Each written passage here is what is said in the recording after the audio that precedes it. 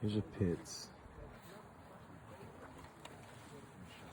It's real pits that are still kept like this, where 18,000 Jews were put into.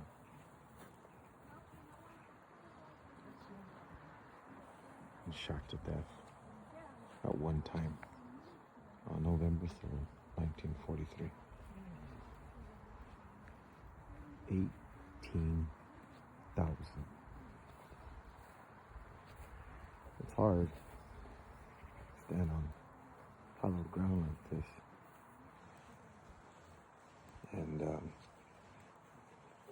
not be depressed about it.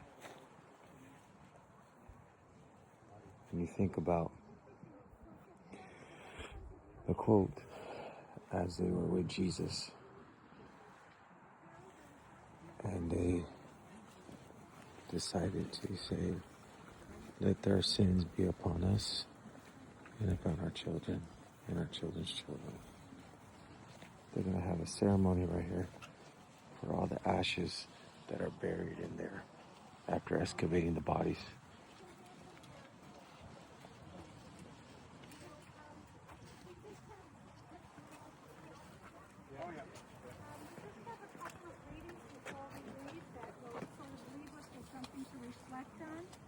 Before we go on to our next. A remembrance, a reflection on resistance. People often ask, why did the Jews go like sheep to slaughter? How can they know what it was like, crowded together in a way that even animals are not treated? Weakened by months of hardship and hunger, locked up in sealed wagons without food, weapons, without friends, knowing that even if one escaped the Nazis who was there that would welcome them, who cared? Who would lift a finger? Sheep to the slaughter? What do those who use the phrase know about honor, about the thousands of parents who would not desert their little ones, who stayed behind to embrace them, cuddle them, to exchange glances with them just one more time?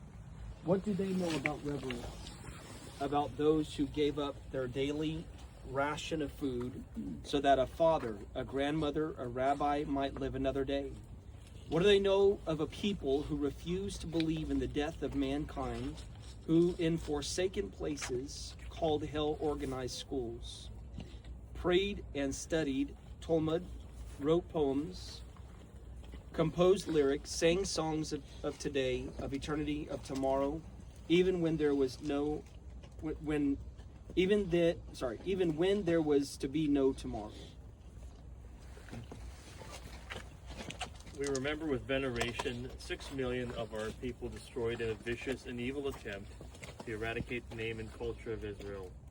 We remember with pride the sublime courage of the fighters who kindled the flame of rebellion among the besieged masses of the ghettos to save the honor of the Jewish people. We remember the righteous among the nations who risked their lives to save our fellow Jews from persecution and death. At this hour of memorial, we recall with reverence all of your children who have perished through the cruelty of the oppressor, not punished for any individual guilt, but without discrimination. The aged and the young, the learned and the simple, were driven in multitudes along the road of pain and pitiless death. They lie at rest in nameless graves. Their resting places in far-off forests and lonely fields are lost to the eyes of the revering kin. Yet they shall not be forgotten. We take them into our hearts and give them place beside the cherished memories of our own beloved. They are now ours. Almighty God, we thank you for the gift of memory which unites generation to generation. It is memory that makes us human. Without memory, we act one way. With memory, we act another way. We stand here today, a link in the chain of Jewish destiny.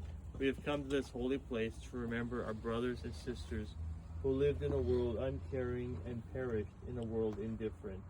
We have come to honor their blessed memories and to vow that we will never forget them.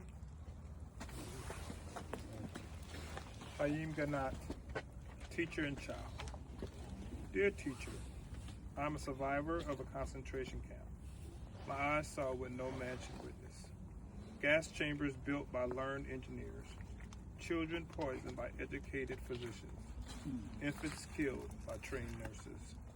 women and babies shot and burned by the high school and college graduates. So I am suspicious of education. My request is this: help your students become more humane. Your effort must never produce monsters, skilled psychopaths, educated instruments.